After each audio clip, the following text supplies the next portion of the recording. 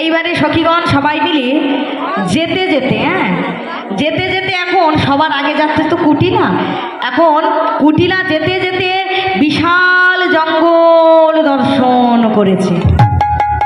আর বিশাল জঙ্গল দর্শন করে কুটিলা ভয় পেয়ে দাঁড়িয়ে গেছে। তোমাদের মধ্যে কুটিলাকে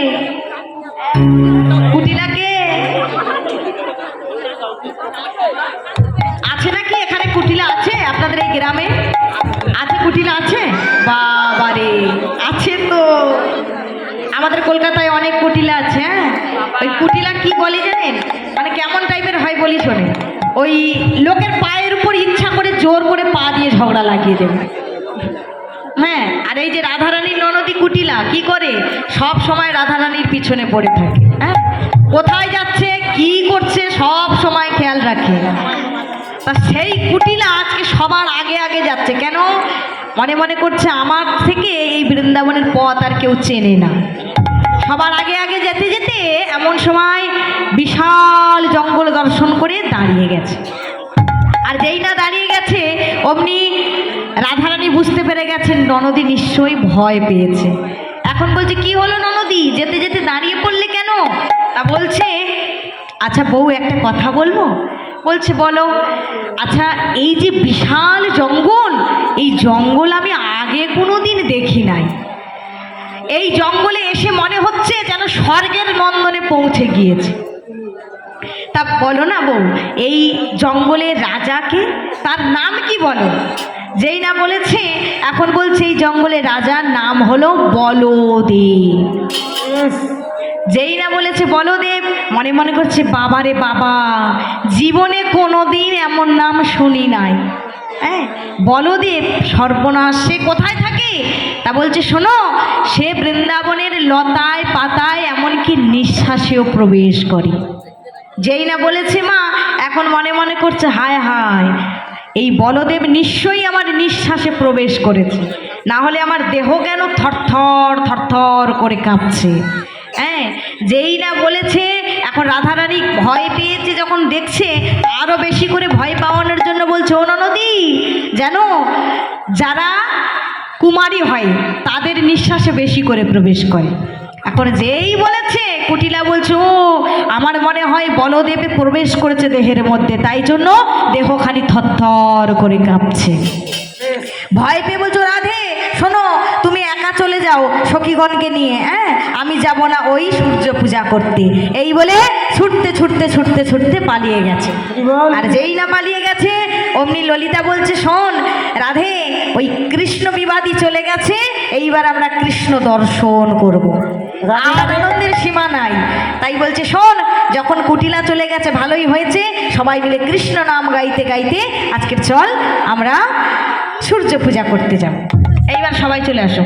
সুন্দর করে সেজে গুজে সখীগণ সবাই মিলে চলেছে। কেমন ভাবে? আমার কৃষ্ণ সখা